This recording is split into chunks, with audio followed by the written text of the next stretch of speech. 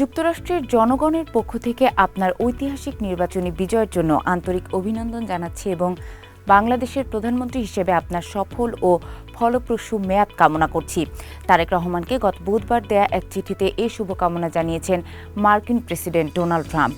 বাংলাদেশের পররাষ্ট্র মন্ত্রণালয় গতকাল চিঠিতে তাদের এক্স হ্যান্ডেলে শেয়ার করে পরে ঢাকাস্থ মার্কিন দূতাবাস গণমাধ্যমকে অবহিত করে। পারস্পরিক সম্মান ও অভিন্ন স্বার্থের ভিত্তিতে বাংলাদেশের সঙ্গে কাজ করতে যুক্তরাষ্ট্র আগ্রহী বলে চিঠিতে উল্লেখ করেন ডোনাল্ড ট্রাম্প। চিঠিতে মার্কিন প্রেসিডেন্ট ডোনাল্ড ট্রাম্প লেখেন, আমাদের দুই দেশের মধ্যকার অংশীদারত্ব পারস্পরিক শ্রদ্ধা এবং একটি মুক্ত ও অবাধ ইন্দো প্যাসিফিক অঞ্চল গড়ে তোলার অভিন্ন স্বার্থের ওপর ভিত্তি করে প্রতিষ্ঠিত, যেখানে শক্তিশালী ও সার্বভৌম রাষ্ট্রগুলো সমৃদ্ধি অর্জন করতে পারে।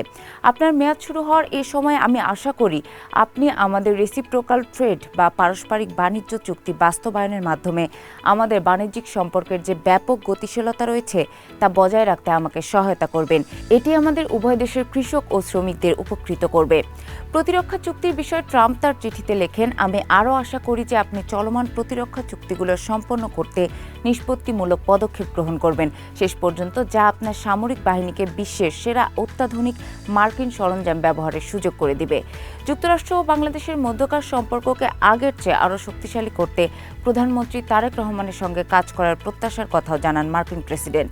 এ বিষয়ে তিনি চিঠিতে লেখেন, বাংলাদেশে নিযুক্ত রাষ্ট্রদূত ব্রেন্ট ক্রিস্টেনসেনের ওপর আমার পূর্ণ আস্থা রয়েছে। আমাদের সামনে একসঙ্গে উভয় জাতিকে আরও সমৃদ্ধ ও নিরাপদ করার সুযোগ রয়েছে। আগামী দিনগুলোর জন্য আপনার সাফল্য কামনা করি।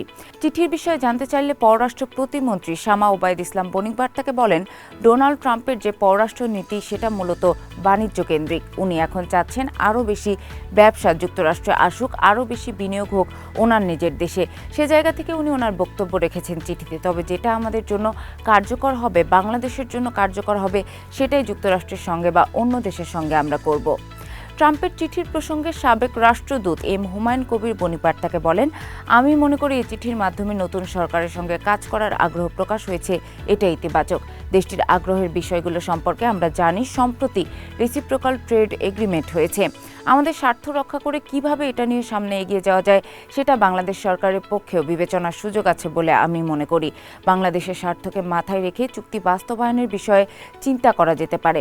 দীর্ঘ 9 মাসেরও বেশি সময় ধরে দর কষাকষির পর গত 9 ফেব্রুয়ারি এগ্রিমেন্ট অন রেসিপ্রোকাল ট্রেড বা পারস্পরিক বাণিজ্য চুক্তিতে স্বাক্ষর করে বাংলাদেশ ও যুক্তরাষ্ট্র। মার্কিন বাণিজ্য প্রতিনিধি সংস্থা USTR এর ওয়েবসাইটে এ চুক্তির যাবতীয় শর্ত এরই মধ্যে প্রকাশ করেছে দেশটি। চুক্তির নথিতে দেখা যায় মোট 6টি সেকশন বা ধারার আওতায় বিভিন্ন অনুচ্ছেদে নানামুখী শর্ত জুড়ে দেওয়া হয়েছে। এর মধ্যে প্রথম ধারাটি ট্যারিফ ও কোটা সংক্রান্ত, দ্বিতীয়টি নন ট্যারিফ ব্যারিয়ার্স বা অশুল্ক বাধা ও সংশ্লিষ্ট নানা পদক্ষেপ সংক্রান্ত, তৃতীয় ধারায় উঠে এসেছে ডিজিটাল বাণিজ্য ও প্রযুক্তি, চতুর্থটিতে আছে অর্থনীতি ও জাতীয় অর্থনীতি বিষয়ক শর্তাবলী, পঞ্চমটিতে বাণিজ্যিক বিবেচনা ও সম্ভাবনা এবং ষষ্ঠ বা সর্বশেষ ধারায় চুক্তির শর্তাবলীর বাস্তবায়ন, প্রয়োগ ও চূড়ান্ত বিধি তুলে ধরা হয়েছে। চুক্তিতে যুক্তরাষ্ট্রের কাছ থেকে সামরিক সরঞ্জাম কেনা বাড়ানোর পাশাপাশি নির্দিষ্ট কিছু দেশ থেকে তা কমিয়ে আনতে হবে বলে শর্ত দেওয়া হয়েছে। এছাড়া বাংলাদেশের সঙ্গে প্রতিরক্ষা বাণিজ্য বাড়ানোর বিষয়ে যুক্তরাষ্ট্র কাজ করবে বলে উল্লেখ করা হয়েছে চুক্তিতে। রাষ্ট্রীয় পতাকাবাহী বিমান বাংলাদেশ এয়ারলাইন্সের মাধ্যমে যুক্তরাষ্ট্রে নির্মিত উড়োজাহাজ এর যন্ত্রাংশ ও সেবা ক্রয় বাড়ানোর শর্ত চুক্তিতে জুড়ে দেওয়া হয়েছে। বিমান এরই মধ্যে 14টি বোয়িং উড়োজাহাজ কেনার বিষয়ে আগ্রহ প্রকাশ করেছে এবং এর অতিরিক্ত কেনারও সুযোগ রয়েছে বলে উল্লেখ করা হয়েছে চুক্তিতে।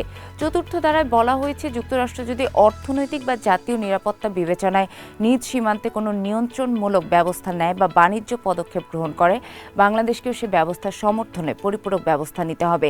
এটা কোনো টেকসই চুক্তি নয় উল্লেখ করে ঢাকা বিশ্ববিদ্যালয়ের আন্তর্জাতিক সম্পর্ক বিভাগের অধ্যাপক দেলোয়ার হোসেন বলেন, আমি মনে করি যে সাময়িকভাবে পরিত্রাণ পাওয়ার জন্য হয়তো এ ধরনের একটি চুক্তি হয়েছে, কিন্তু আমি নিশ্চিত যে এই চুক্তি নিয়ে নতুন সরকার ভবিষ্যতে আরও চিন্তাভাবনা করবে।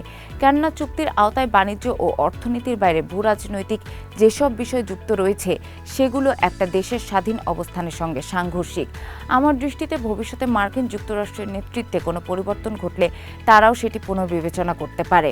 বাণিজ্য চুক্তির বিষয়ে অ্যাপেক্স ফুটওয়্যারের ব্যবস্থাপনা পরিচালক সৈয়দ নাসিম মঞ্জুর বলেন, চুক্তিটি অবশ্যই অবশ্যই সংসদে পর্যালোচনা সাপেক্ষে অনুসমর্থন করতে হবে। অযথা আলোচনার পরিবর্তে যথাযথ আইন কাঠামোর মধ্য দিয়ে এগোতে হবে। চলতি মাসের মাঝামাঝি থেকে শেষ নাগাদ মার্কিন সুপ্রিম কোর্টে ট্রাম্পের ট্যারিফ নিয়ে নতুন সিদ্ধান্ত আসতে পারে।